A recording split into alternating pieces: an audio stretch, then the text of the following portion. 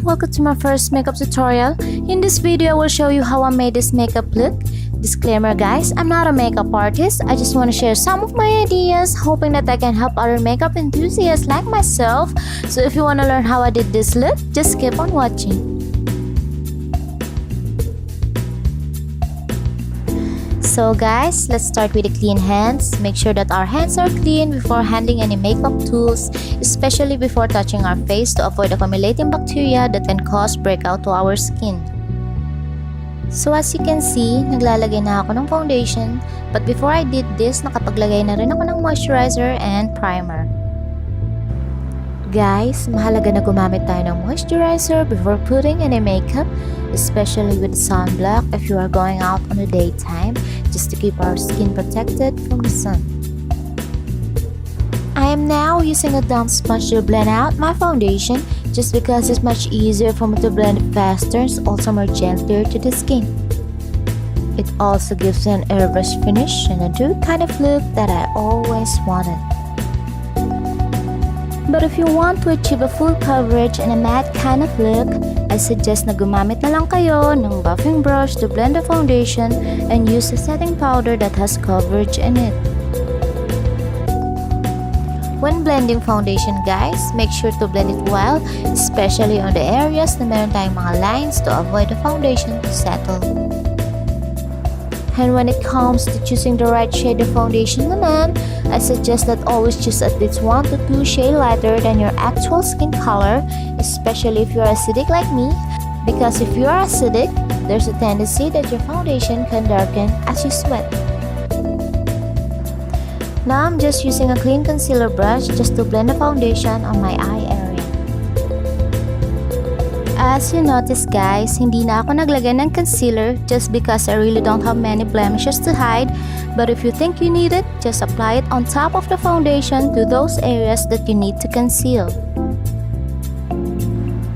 Well, this is optional guys. If you are not used to baking technique and if you have dry skin, you can just set it with a pressed powder, concentrating on the areas na madali kayong mapawisan. As for me, I prefer a baking technique when I'm wearing foundation. Not only it helps my foundation to stay longer, it's also important for me to do it when I'm planning to wear an eyeshadow. Nag-concentrate ako sa pag-apply ng powder sa aking under eye area. Ang purpose nito guys ay para just in case na magkaroon ng fallout, mamaya kapag nag-apply na tayo ng eyeshadow ay madali itong linisin. Now, binabrush off ko lang ang eye area ko using a small clean blending brush bilang preparation sa paglalagay natin ng eye makeup. Then, using this eyeshadow crayon primer, maglalagay lang ako all over my lids para mas ma-intensify yung color ng eyeshadow na ilalagay natin. Siya nga pala guys, ang tutorial na ito ay nakafocus lamang sa eye makeup. Ngayon kung meron akong step na hindi na ipakita, gagawa na lang siguro ako ng separate in-depth tutorial para doon. Ibe-blend ko lang na maigi ang eye primer na nilagay ko kanina para matiyak na smooth ang pinaka-canvas na paglalagyan natin ng eyeshadow. Then, ibababad ko lang sa powder ang aking face habang ginagawa ko ang the rest of my makeup. So ngayon, using the eyebrow kit na pinakita ko sa photo kanina, kukuha lang ako ng eyebrow gel sa palette using an angled brush na included sa eyebrow kit na yon. At yang eyebrow gel ang ipanga-outline ko sa eyebrows ko bilang guide na rin sa paglalagay ko ng eyebrow powder later. Favorite ko itong eyebrow kit guys, I really highly recommend this. Dahil hindi lamang siya super affordable, napakadali rin niyang gamitin, especially if you are a beginner. Siguro ang nakikita ko lang pinaka-downside sa kanya is masyadong creamy yung gel niya sa palette, kaya may tendency siyang mag-slide kapag pinawisan ka or kapag oily ka sa brow area. Kaya ang mahalaga na iset mo ito ng powder matapos mo siyang i-apply. So now, kumuha lang ako ng darker shade ng powder from the palette at ito ang ipangsiset ko sa gel sa una kong nilagay sa aking kilay kanina at ilalagay ko lamang siya sa center to the end part ng aking eyebrows, avoiding the inner part. So parang ipapatong ko lang siya guys doon sa una kong nilagay. Guys, when it comes pala sa pag-shape ng inyong eyebrows, di nyo naman kailangan gayahin exactly kung paano ko ginawa yung sa akin. Dahil ang pag-shape ng eyebrows ay nakabase yan sa shape ng inyong face. So kung meron kayong round face like me, siguro pabagay rin sa inyo ang shape ng eyebrows na ginawa ko. Pero depende rin kasi yan sa shape ng iyong eyes. And now, using the lightest shade sa aking palette, ilalagay ko lang siya sa inner part ng aking eyebrow at i-blend ko lang siya ng maigi para magkaroon siya ng parang mala ombre effect.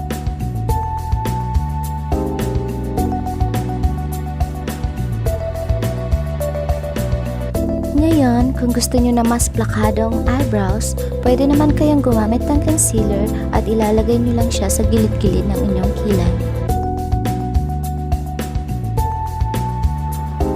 And dito naman tayo sa pagta-tightline guys. Optional ito. If hindi kayo comfortable na gawin ito o di kayo sanay, you don't have to do this naman. Pero kung maglalagay kayo ng falsies later on at gusto nyong hindi maging obvious na naka-falsies kayo, advice ko is mag-tightline na rin kayo para magkaroon ng illusion na makapal talaga ang inyong lashes. By using the pink eyeshadow from the palette na pinakita ko kanina, ilalagay ko lang siya sa aking crease. Ito na ang magsisilbing pinaka-transition color natin bago tayo maglagay ng darker shade of eyeshadow.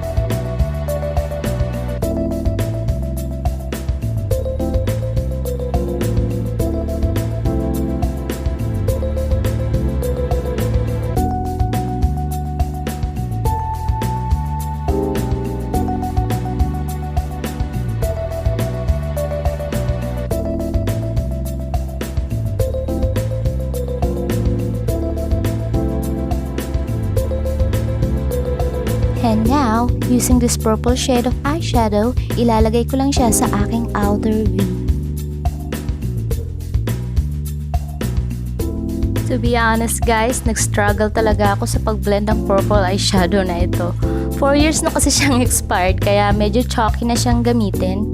Nang hinay lang akong itapon siya kasi halos wala pang bawas. Kaya for the sake of this video, ay ginamit ko muna siya for the last time. Kaya kung meron kayong purple eyeshadow na magandang pigmentation, I'm sure hindi naman kayo mahihirapan na i-build up yung look na gusto natin ma-achieve. And now, maglalagay na rin ako ng purple eyeshadow sa inner part ng aking eyelid. Then, i-connect ko lang siya sa center para magkaroon ng halo effect.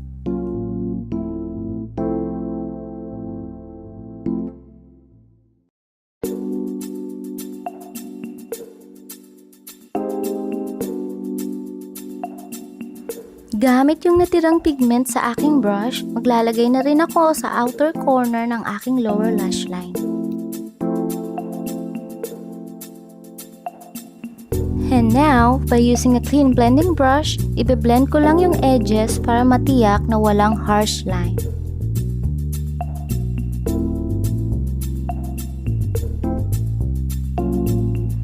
Ngayon naman, using my finger, nag-apply ako ng shimmery blue eyeshadow sa center part ng aking eyelid.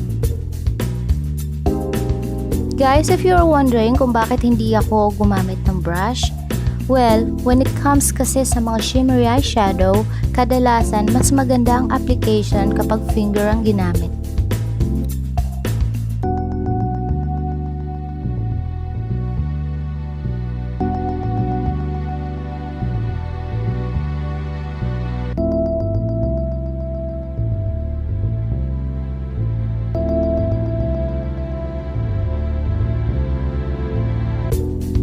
Then obviously, uulitin ko lang sa kabila kung anong ginawa ko dun sa una.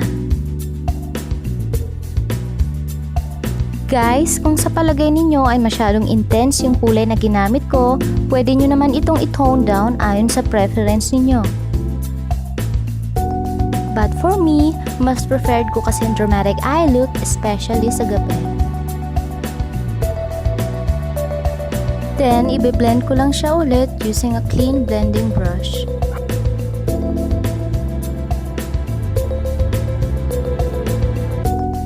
Blending lang talaga ang sikreto dito guys. Kung tutuusin, hindi naman mahirap itong eye makeup na ginagawa ko. Nahirapan lang talaga ako na i-build up siya dahil nga expired na siya. Kaya kung gusto nyong mapadali ang trabaho, ay huwag nyo na lang akong gayahin. And now, by using a small flat brush, maglalagay na rin ako ng shimmery blue eyeshadow sa center part ng aking lash line.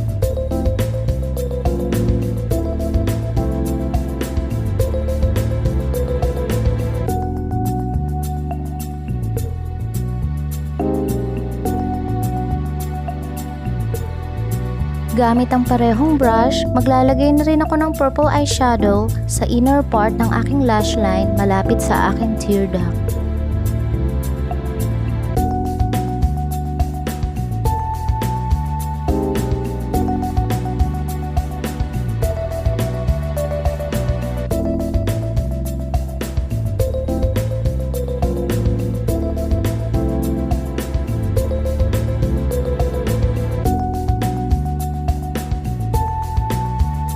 Guys, make sure na i-blend nyo ng maigi yung eyeshadow, especially sa lower part ng inyong eyes.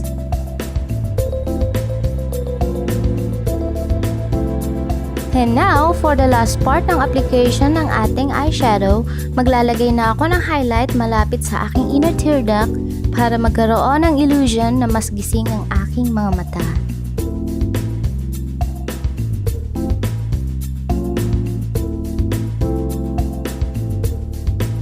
Then, proceed na tayo sa paglalagay ng eyeliner sa upper lash line.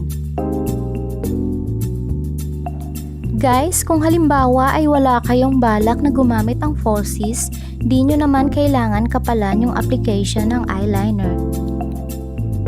Nakadepende kasi sa type ng falsies, yung kapal ng eyeliner na kailangan nating gawin. The more mas dramatic yung falsies, the more din ang pagka-intense ng eyeliner na kailangan ninyong ilagay. We are doing this para hindi mahalata yung lash band na ikakabit natin. Just in case naman guys na wala naman kayong balak maglagay ng falsies, gumamit na lang kayo ng black eyeshadow sa upper part ng inyong lash line. Then, depende na lang sa preference niyo kung gaano ka-intense ang gagawin yung wing.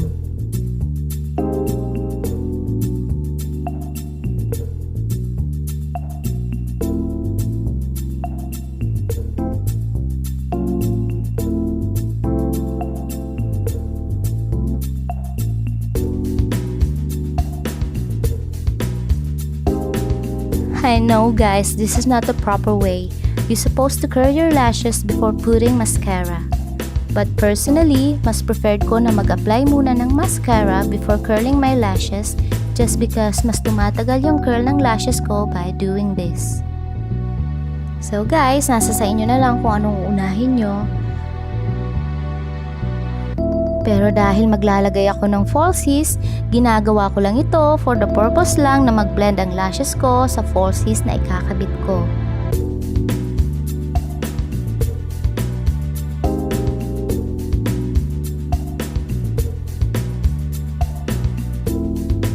Guys, hindi ko na pala napakita yung step by step kung paano ako mag-apply ng falsies.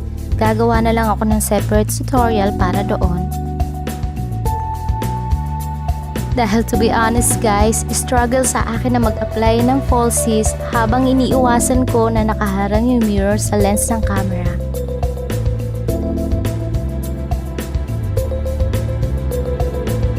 Kaya kung gusto nyong gumawa ako ng separate tutorial on how to apply falsies, just let me know.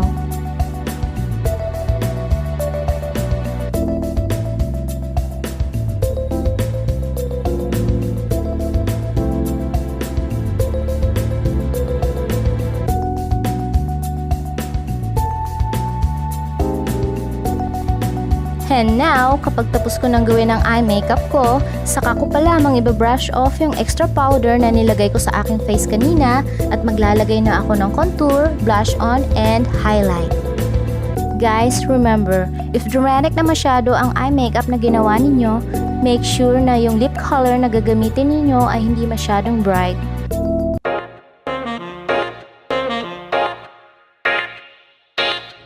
So guys, this is the final look. I hope nag-enjoy kayo sa panonood ng aking mini tutorial na kung tutusin, laro-laro lang nung una sa akin.